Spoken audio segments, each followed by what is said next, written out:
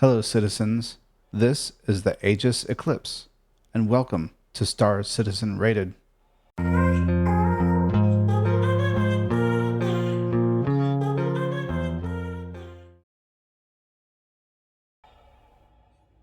And look at this. I really couldn't. I could almost fit it in the shot. That is so cool. Okay. Anyway, let's take a look at the exterior. Full disclosure, this is my daily driver. So this is probably the most used ship in the game for me. So I love the look, and I love sniping from a long distance. The paint and textures are pretty good. I think they could use a touch-up, though.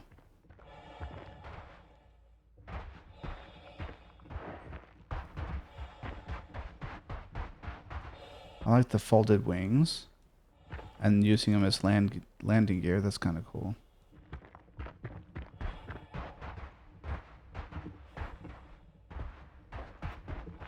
I was going to say it doesn't look metallic, but actually, being a stealth ship, I like that it's kind of a flat paint design. I really do.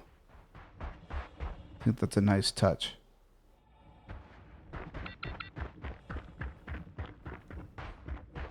And yeah, there's not much to it. There's no exterior access for anything, as far as I can tell.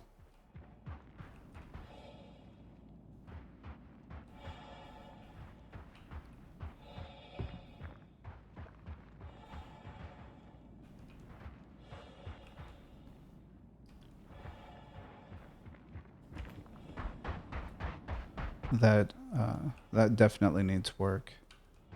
You need to have component access. Okay, let's go inside. And you're gonna see the pilot animations right here, and they do not sync very well, and it really bothers me. Yeah, see that?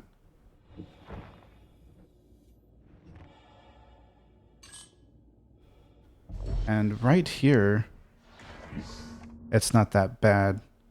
But when you're in a hangar on a space station, you don't have much light, and this whole cockpit just looks straight black, like it's missing textures. And it really bothers me. It's like everything was painted with Fanta black, and there's no depth to anything. So I think that needs a little bit of work. Because even when something is not really lit up, there's still some light bouncing around, like barely lighting up something. You should be able to see something. And it's just like right there, it's just flat black. There's nothing. So that's kind of annoying. Maybe it's my settings, because I really like that contrasty HDR look. And a lot of these buttons don't work.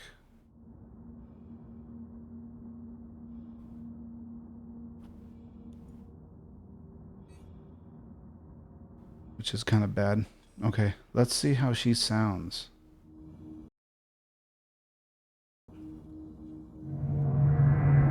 Aegis combat assist activated. Systems green. Okay, I kind of like the smooth sound when it's coming on. It's kind of neat. Yeah, none of these buttons up here work either.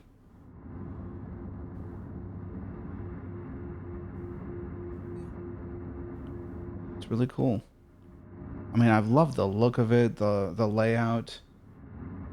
You got really good visibility on the horizontal plane, but not on the vertical, of course. So I mean, it's vaguely reminiscent of like the stealth bomber.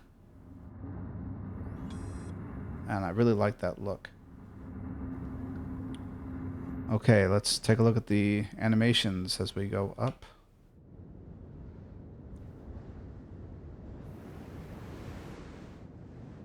Good landing gear animations.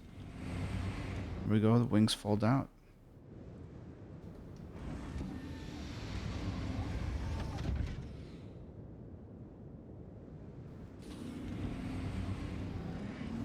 It looks really sleek.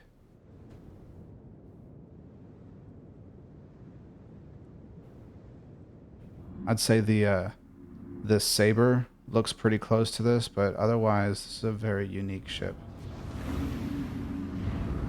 Okay, let's take a look at the flight model and a gravity well.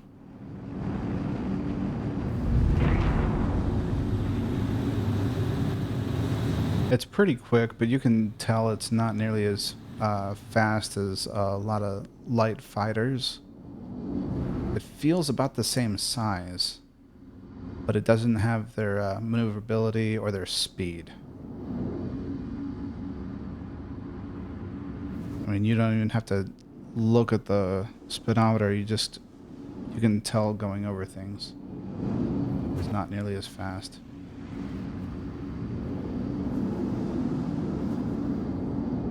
And I'm trying to keep it to the as close to SCM speed as I can, because that's kind of what we have to get used to with flight modes coming out.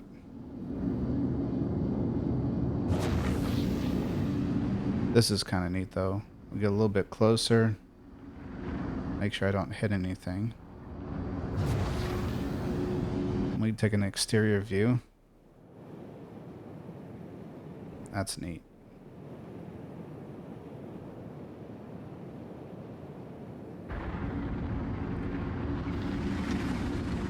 Okay, and I don't know if you guys noticed, but I do not have any weapons on here other than the 3 torpedoes. I do still have my shield though. So I think the weapons are not necessarily and practically worthless. So they're just giving you a larger EM and IR signature to your enemy. I think I just can't get away from not having a shield though. So I haven't gotten rid of that.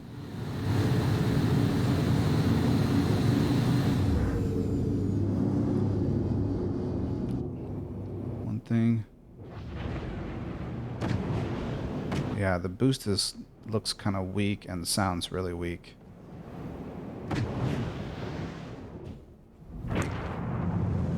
It's kind of bothersome. Okay, let's take her out for some bounties. Okay, so we are doing an ERT bounty because this is a one-trick pony, but it's a very good trick. We're gonna select our target, launch a missile, and then run away. And immediately become 30,000 credits richer. It's kind of satisfying.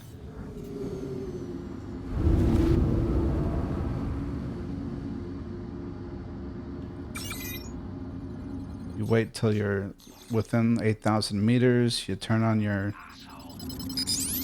torpedo guidance, and then about 4,500, we launch. That's kind of it. And then we watch our lovely little missile. Boom.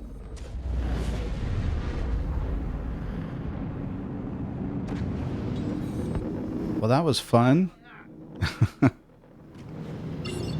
I do this so often, you can tell exactly why I've been sucking so bad on the other ships for combat. Because they're not nearly as easy. For a ship model rated between 1 and 5, we have visual detail. I gave it a 4. The visuals look pretty good, but I do think some of the textures could use updating. Also, the shading on the inside of the cockpit doesn't look right. Even when mostly dark, it shouldn't be perfectly black. there should be some details still visible. But maybe it's just my settings, and so I still gave it a 4 here. For sound, I gave it a 4. The sounds are really good. It is immersive, but I would like to see a bigger difference in noise between spaceflight and atmoflight. I think all ships have this problem, but it's a bigger deal with smaller ships than bigger ones.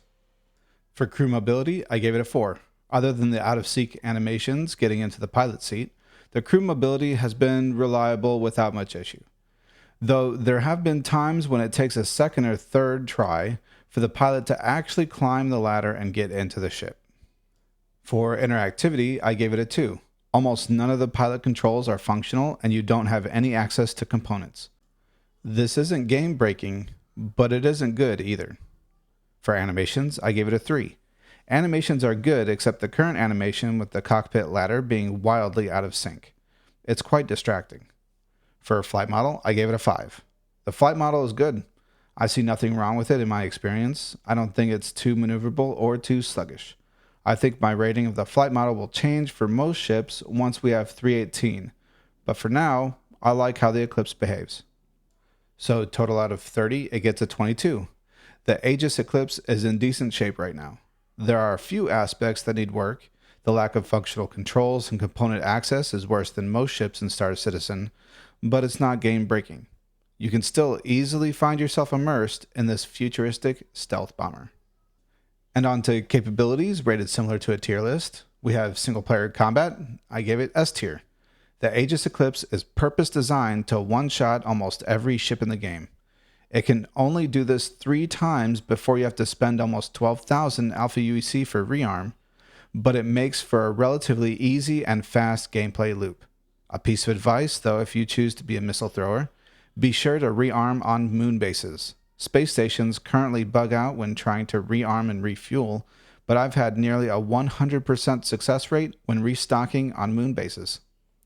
For multiplayer combat, I gave it an F. For hauling and trading, an F. For specialty professions, an F. For planet hopping, it gets C tier.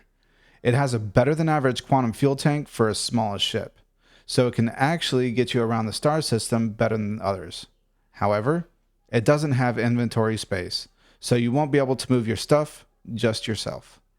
For party boat, I gave it an F. So overall, I love this ship. This is my main moneymaker in Star Citizen currently. I have probably made close to 50 million alpha UEC in the Eclipse over the past year. It's the first ship I plan to buy after a wipe. I bet salvage will be a strong competitor in 318, but I'm not sure how hauling and mining will catch up to bounty hunting anytime soon. So if you need to make money and don't necessarily enjoy combat, perhaps the one-shot one-kill of the Eclipse could be your quick moneymaker like it is mine. Thanks for watching. If you liked my video, please let me know by hitting that like button. You can also subscribe to my channel and hit that notification bell for more Star Citizen videos. And tell me your thoughts in the comments below. Did I rate fairly? Did I miss something? Did I poo-poo on your favorite ship? Is there a specific ship you want to see rated? Until next time, fly high, stay safe, and I will see you all in the verse.